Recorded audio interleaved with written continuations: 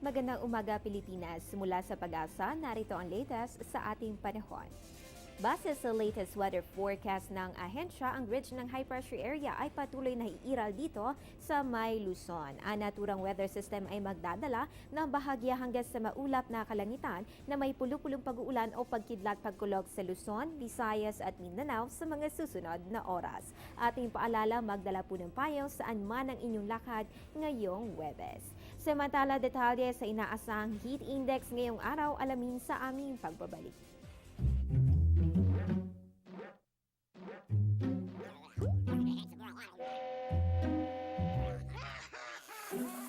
Worried kung nasaan ang package mo?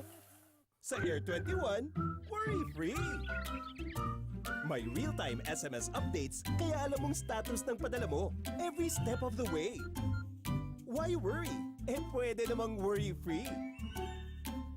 Sa Air 21, sagot ko, padala mo.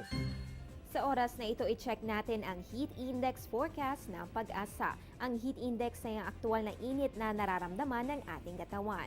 So check natin ang init factor na posibleng maranasan ngayong Huwebes. Ayon po sa Pag-asa, ang Metro Davao ay posibleng makaranas ng 37.6 degrees Celsius, 39.4 degrees Celsius sa may Metro Cebu at Metro Manila with 40 degrees Celsius. Narito naman ang 5-day heat index forecast ng Pag-asa.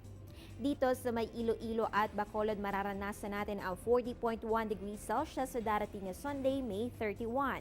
Dito naman sa Metro Cebu, May 30, Saturday po yan, asahan natin ang 39.9 degrees Celsius. At dito sa Metro Manila, pinakamataas na ang 40 degrees Celsius na inaasahan nga mararanasan natin ngayong araw. Ating paalala, as much as possible, magsuot ng mga preskong damit, uminom na maraming tubig at magbaon ng payong saan man ang inyong lakad ngayong Huwebes.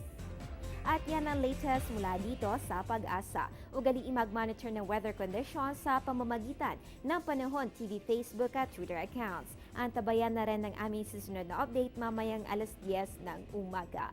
Ang update na ito ay hatid sa inyo ng Panahon TV Express kung saan walang pinipiling panahon ang pagbibigay impormasyon. Ako po ang inyong weather girl, April Enerio. Magandang umaga.